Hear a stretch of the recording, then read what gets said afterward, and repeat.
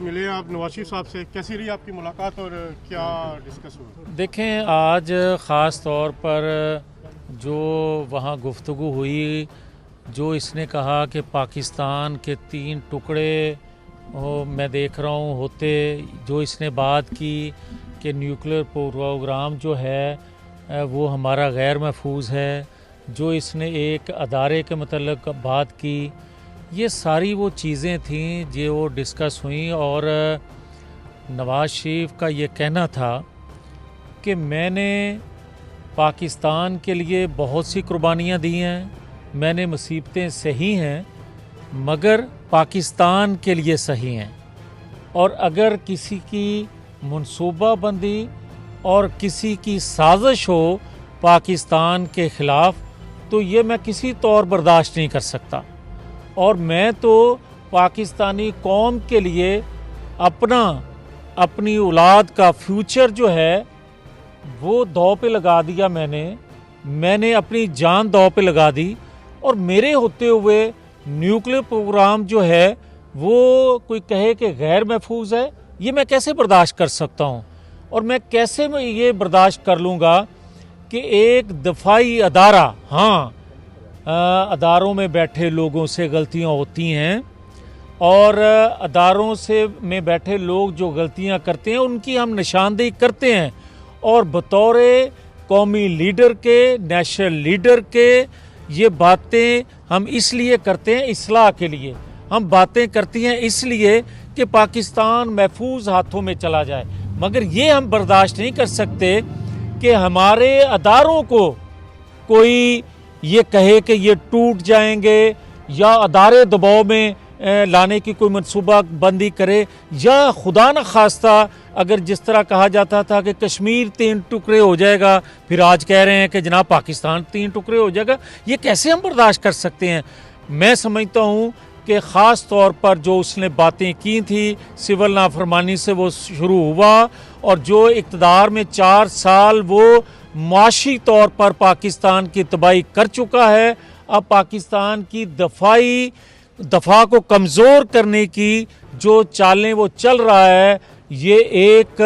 पाकिस्तान के ख़िलाफ़ बगावत है। और जो वो 25 मई को करने जा रहा था, और उसका वज़ीर आला खैबर पख्तूनख्वा का जो कह रहा है कि हम मसल्ला होकर इस्लामाबाद आएंगे, ये एक मसल्ला बगावत है पाकिस्तान के ख़िलाफ़, जो किसी तौर पर बर्दाश्त नहीं की जाएगी। और यही बात है जो अंदर भी बैठ के मीटिंग में हो रही थी कि हम हर चीज़ बर्दाश्त कर सकते हैं, और करके हमने दिखाई है कि पाकिस्तान के लिए हम मुसीबतें सह सकते हैं, मगर पाकिस्तान को खुदा न खास्ता मेरे मुंह में खाक कि हम पाकिस्तान के टूटने की बात भी पाकिस्तानी किसी से सुने, ये भी हम बर्दाश्त नहीं कर सकते।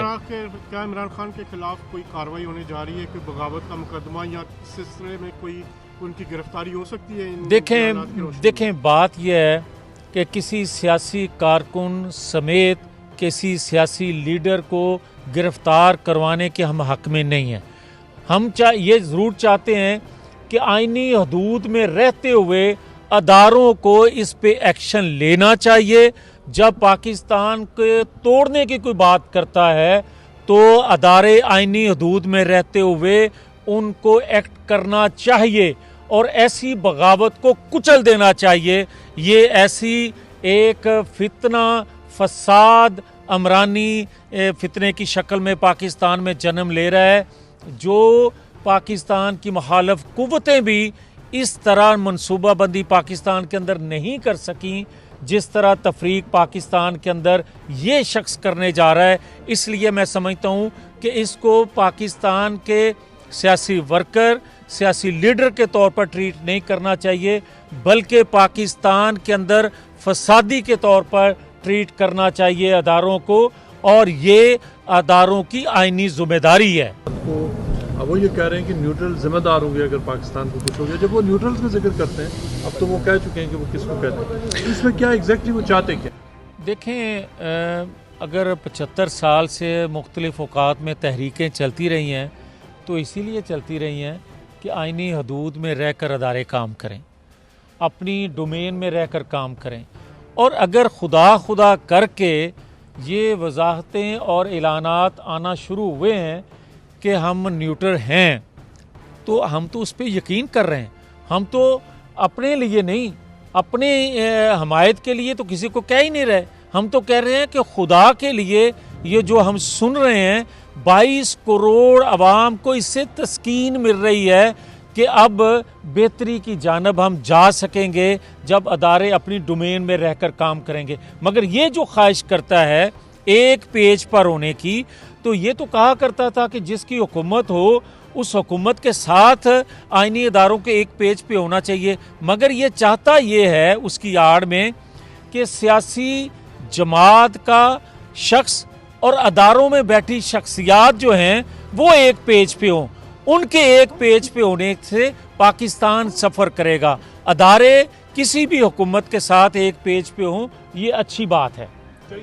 देखें, बात जो आपने महंगाई की बात आपने दुरुस्त की, और बात ये एक हकीकत है कि हमने गैर मकबूल फ़ैसला और बड़ी एक सियासी कीमत अदा करने के बाद जो फ़ैसला अदम एतमाद का किया, एक गैर आइनी हुकूमत को आइनी तरीके से हटाने का जो फ़ैसला किया,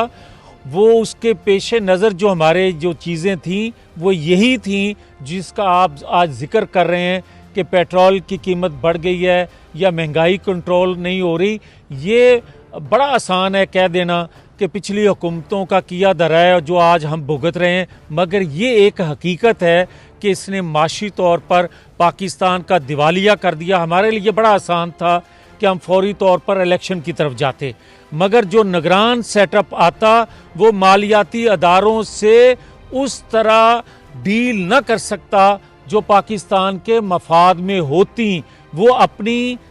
शराइत मनवाते, वो अपनी शराइत के सख्त शराइत के तहत पाकिस्तान से मुआहदे करते जो किसी तौर पर भी आने वाली हुकूमतों के लिए भी मफाद में ना होता, ना पाकिस्तानी कौम के। इसलिए मैंने जो बात की है कि गैर मकबूल फ़ैसला बड़ी सियासी कीमत अदा करके हमने जो किया है वो पाकिस्तान की खातिर किया है। इसीलिए हम कह रहे हैं कि जो 3 टुकड़ों की बात करेगा, जो पाकिस्तान के न्यूक्लियर प्रोग्राम की बात, हमने रूखी सूखी खा के,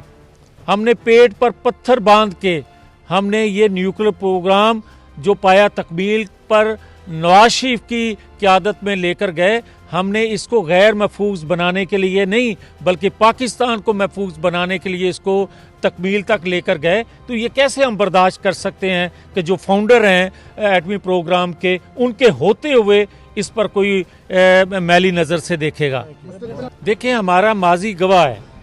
हमने मुश्किल दौर में, आपको याद होगा कि 2013 में जब हमारी हुकूमत बनी थी तो उस वक्त